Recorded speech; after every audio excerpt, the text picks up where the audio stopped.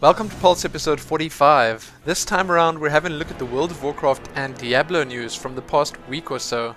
There really is a lot of news this time around, a bunch of contests, the Lunar Festival, the usual patch notes and hotfixes, and much more.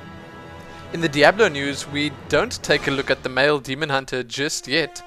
Bashiok talks about AI and difficulty, and we look at some amazingly cool Diablo cosplay. Let's get to it.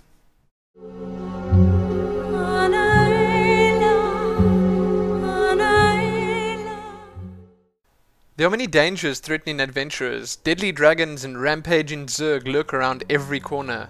But not only do adventurers lurk in-game, threatening to cut your adventuring days short, there are those who would take away your very access to these worlds. Luckily, there are many ways to defend against these dangers, and by showing Blizzard how you protect your account, you could win an iPad. Yes, Blizzard and Apple seem to have a very sweet deal going. Each month, Blizzard will select 2 pieces of fan art which show various ways accounts or characters can be protected from danger. You might hire ogre minions to watch your back as you mine for rare gems, or you could build a vast army of zealots to keep your base safe from invasion. As long as your entry shows them and how your account and characters are protected, anything goes. So dust off your sketchpad, put a fresh memory card in your camera, or get your print screen button ready and you could win. Really, any of you could win. I like the fact that they set this competition up to cater for absolutely everyone out there, not just those with artistic talents. The full details for the competition can be found on your screen right now or in the links below. Enjoy and good luck! Every year, the Druids of the Moonglade hold a celebration of their city's great triumph over an ancient evil. During the Lunar Festival, citizens of Azeroth have the opportunity to honor their elders by celebrating their sage wisdom, sharing in magnificent feasts, and, of course, shooting fireworks.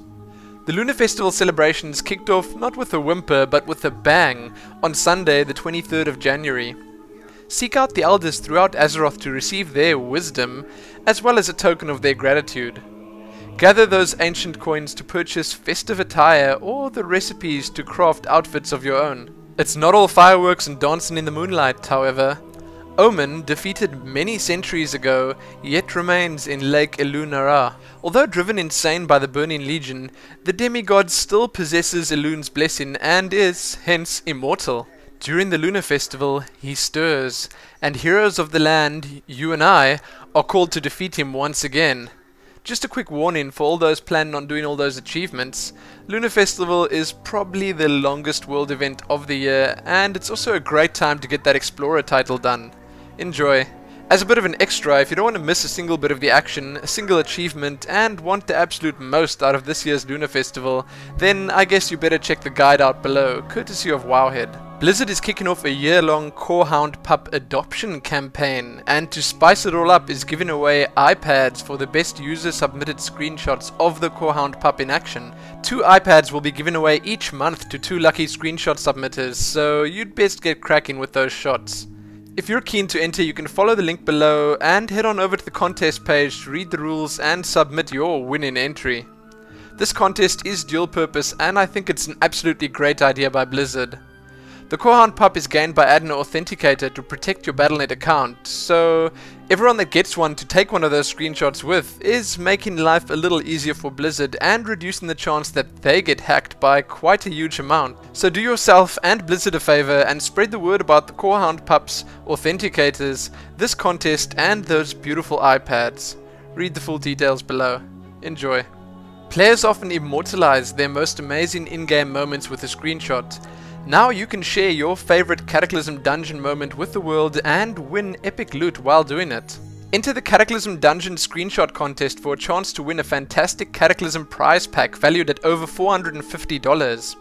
All you have to do is post a screenshot of your most amazing dungeon crawl moment on the Steel series or Jinx Facebook pages to enter. Apparently 4 winners will be selected, but you'll have to act soon because the contest only runs from the 31st of January through to the 4th of February. Each Cataclysm prize pack includes a ton of great stuff from both Steel series and Jinx. You can find the Facebook pages linked below, and I suggest that all you WoW players out there give it a bash and enter. Good luck and happy screenshotting. Over 1 million people are following the Warcraft Facebook page. In a little over a year, Blizzard has shared thousands of news stories, images, and movies with the Facebook community, and to celebrate this milestone, they've released a new, never-before-seen desktop wallpaper depicting an epic 8-person raid on Magtheridon. So if you're interested in that wallpaper or the Warcraft Facebook page, you can find both of them in the links below. Patch 4.0.6 that's currently being tested on the PTR is seemingly nearing completion. Or is it?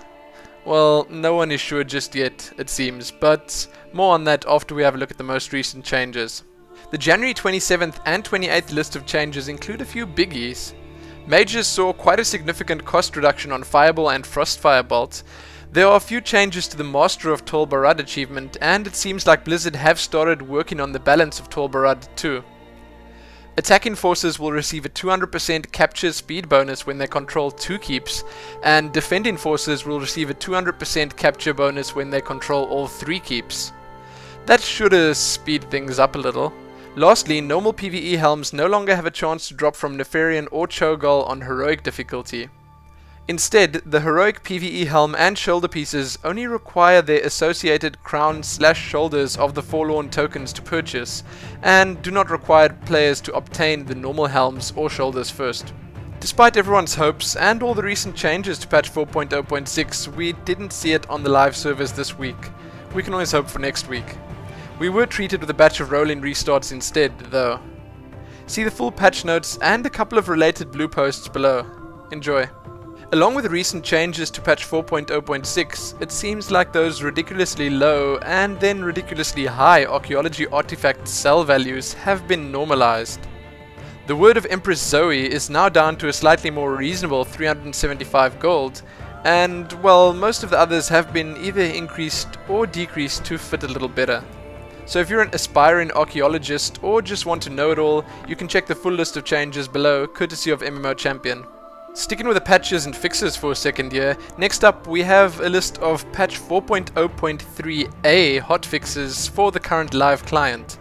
These, as usual, have quite a few interesting changes. There were a couple of modifications made to where the tokens drop in normal and heroic 25-man raids. Apparently there are more changes coming in patch 4.0.6, which I actually spoke about just a second ago.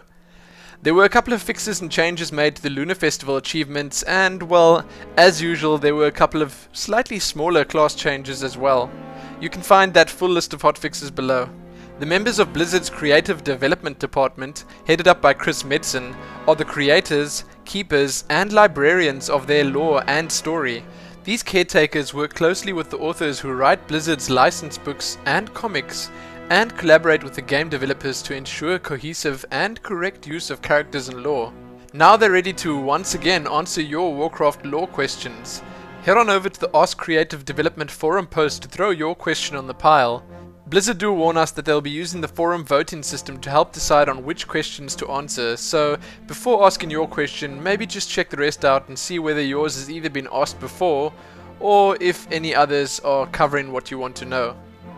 You can, obviously, vote for the ones you like and give them a better chance at being presented to Metzen and his crew. So check that out below. I think it could be a lot of fun and definitely worth a read. Blizzard Entertainment has struck back at the World of Warcraft's gold farming black market, convincing PayPal to suspend the accounts of those using the service for gold selling transactions. WoW Insider reports that warning letters went out this month. Blizzard's complaints to PayPal accused the gold farmers of selling Blizzard's intellectual property, i.e. the virtual goods. PayPal did comply and sent notices to the gold sellers specified in Blizzard's complaint. The accused gold farmers were given chance to appeal to PayPal's finding by January the 21st, otherwise they had to cease selling gold or face suspension of their PayPal account. Ouch, and yes, that is really good news. I have had just about enough of the gold farmers, and yes, I am well aware that this won't solve all the problems, but it is a step in the right direction, and I'm glad to see Blizzard is once again actively trying to get rid of those pests. In the post link below, you can find the letter from PayPal to the gold sellers courtesy of WoW Insider. It's quite a satisfying read, and I will keep saying that it is good news. Blizzard has posted a very detailed guide on how guilds work, why we should use them, how the advancement system works, and the changes and improvements that have already been implemented and that are still to come. Guild experience and perks, reputation and rewards, and even the UI. It's all there. So if you're new to the game and want a rundown of what to expect when you join your first guild, or if you're an old pro and just want to know what's coming, check this one out. There are some great screenshots included too. I mentioned before that Paragon did in fact score the world first kill on Nefarian Heroic, and now it seems like they've done it all. They recently killed Al-Akir in 25-man heroic mode and officially cleared the first tier of Cataclysm Raiding. Congratulations to Paragon, and if you're interested in their views on the content and difficulty, the way they did it, and the rest of it, then you can see the statement from the guild and kill shots below. The World of Warcraft Burning Crusade art gallery has once again been updated with an additional 5 pieces representing the Warcraft universe. Make your way through the gallery to take a glimpse into the process behind bringing Blizzard's games to life, and the artistry those games have inspired. There are some amazingly cool pieces, with my favorite on the screen right now. Check them out and enjoy. There are a ton of smalls floating around this week, and as usual I will try and ensure that you don't miss a single piece of the news. So let's get to them. You can read about Mike Morhaime, who is set to be a keynote speaker at the 2011 DICE Summit. Corey Stockton is set to talk at the 2011 Game Design Expo. Curse of the Worgen issue 3 is now available, and DC Comics World of Warcraft issue number 10 is also available. Next, there's a bunch of world first and second kill videos that you can check out. I'm not going to mention them all, but you can see them on your screen right now. Can World of Warcraft be used in the classroom? Leadership, teamwork, are these things that the game can actually teach children? I guess you can read the full thing below if you're interested in that. Below you can also find links to the latest weekly Marmot, the latest legendary video podcast, and 2 new tank spot guides. You can also check out the latest PST episode from Lore himself. I decided to split the blue posts up from the rest of the smalls this week because there were quite a few of them. Thanks to Wowhead and MMO Champion for their amazing blue trackers. Without them this would definitely not have been possible. So Blizzard have once again spoken a bit about guild rep, and they've replied to concerns about dungeon difficulty. There's some talk about increasing the amount of bank slots, Tolbarad player balance issues, 2200 rating PvP weapons being delayed once again, on the Paladin healing nerf actually being a buff. There's quite a bit of talk about Tabard storage and Blizzard's plans for it, the inevitable demise of PvP double 2-piece bonuses, trade skill reagent justice point costs, which are apparently too high according to a lot of the players, and a couple of posts on the archaeology grind. Yes, a lot of people actually have a lot of problems with the amount of time it takes to level this secondary profession. Then lastly, we have a lot of talk about cross-realm heirlooms, and Blizzard shares some insights about the enhanced map features that they plan for the future. That's it for the World of Warcraft news at last, so let's head on over to the Diablo news.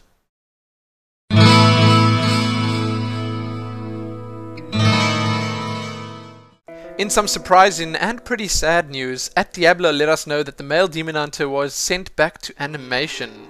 Some of his moves weren't gelling quite right. They let us know that we won't see the male version of this most fierce of classes before February, and they didn't really say much other than that. So yeah, your guess is as good as mine. All that we currently know is that the male Demon Hunter reveal is going to be badass, according to Bashiok, and that they might well have something big planned for it. Why would something in-game, such as the animations, really matter? It does seem like they have planned to show us something more than just still images or the character selection screen. Who knows? I am definitely hoping for a gameplay movie or some sort of showcase. I guess we can all just hold thumbs and hope for the best. Read the full interactions below and follow the link for all Diablo INC gamers speculations too. In some more Demon Hunter news, and I guess other class news too, that is pretty much fully related to what I just spoke about, a fan recently asked about some clarification on why the Demon Hunter needed that animation work done. The reply was pretty informative and I guess quite expected. At Diablo pretty much just let us know that all the animations are unique for each gender. Men don't move quite the same as women, even when shooting demons. I know, pretty minor news, but still, any Demon Hunter news is good news, so you can read the full thing over at Diablo INC Gamers or just follow the link below. We recently received a bit of information about critters and how much of a show-in they'll have in Diablo 3. Sure, once again, not really some big game news here, but hey, everyone loves crushing those little critters. It seems like the critters will in fact be making a comeback, and they'll be bringing friends too. Apparently a ton more. So that sounds really good to me. Read the full interactions below. In semi-related news, a fan asked if we were going to get a look at the Witch Doctor's Gargantuan skill anytime soon. The answer to that was that we probably won't see it super soon, but the model was recently completed, at least. Flux from over at Diablo III Gamers recently had a little chat to Bashiok about difficulty and AI improvements in Diablo 3. The discussion was actually in regards to a question posted to Flux asking whether the AI of the game scaled with difficulty. Bashiok replied by saying that he doubted there would be any change since each monster was built with a simple and pointed purpose. He also pointed out that the complexity and strategy of the game comes from how different types of monsters are mixed and matched. Lastly, Bashiok did stress that the way they make Diablo 3 harder is by mixing the monsters in different, more complex ways. That is pretty interesting, but this, once again, seems to be the normal case of let's let Blizzard handle things because they know exactly what they're doing. This conversation seemed to be incredibly long though, and there's a lot more to read than what I spoke about here. So you can head on over to the post at Diablo III Gamers if you want to read more about it, and if you want to know just how hard your nightmare or hell experience will be in Diablo 3, you should probably check it out. In some more Demon Hunter related news, at Diablo announced a new Demon Hunter toy last week, with a tweet about the Sentry. The Sentry in Diablo 3 is apparently quite different from the Assassin Sentry in Diablo 2, and that was pretty much all we got about it. At Diablo said something that was quite curious, that the Demon Hunter Sentry is more like something a spy would sap, and that's pretty cryptic, but it seems like a fan figured it out almost instantly. A spy would sap is apparently a reference to Team Fortress 2. Spies sap engineer-built sentry turrets. So in other words, they're implying that the sentry is something that shoots baddies automatically. I guess that makes more sense than anything I would have thought up. If you want to read the questions and answers regarding the Sentry and all the theories surrounding it, you can check the posts linked below. The Diablo Twitter account spoke up today about some in-game Diablo 3 goodness that we've not really heard much about before: shrines. Although the information given is not really anything huge or game-changing, it seems like shrines will in fact be receiving a bit of a makeover, new visuals to give them a more cohesive look. That sounds pretty good. I just wish they'd give us some screenshots or video footage with this little announcement. Christina Estrada, the female monk cosplayer that won the BlizzCon 2010 costume contest, has struck again. Literally, I guess. Some amazingly cool photos of her showing off her combative skills in her female monk outfit have surfaced. They've even been prettied up by some cool looking light effects. Along with this, you can also check out all her other work on the various sites she regulars. She seems to be quite a big thing in the cosplay world, and well, how couldn't she be? The costumes she thinks up, makes, models and owns are pretty, well, pretty. Below you can see the full quote from a photographer about this photo shoot and see a couple of other amazing outfits that she's done. Enjoy. As there always seem to be, there are a few great pieces of fan art for us to oogle at. This time around we have a look at an amazingly detailed Demon Hunter by the DeviantArt user Evil Fish. You can check the image out on your screen right now and visit the artist's DeviantArt page below. It really is worth checking out. Enjoy. In the Diablo 3 Smalls today we have quite a few questions and answers, some talk about jewels and socketing, armor dies, salvaging, looting in arenas and much more. We also have a few great pieces of fan art from the Diablo III Gamers community. So instead of reading every single question and answer for you, I'm going to have them displayed on the screen right now and you can check out the ones you like. You can also find all these smalls in the links below, and I really do recommend you check them out because there are a lot of interesting pieces of news.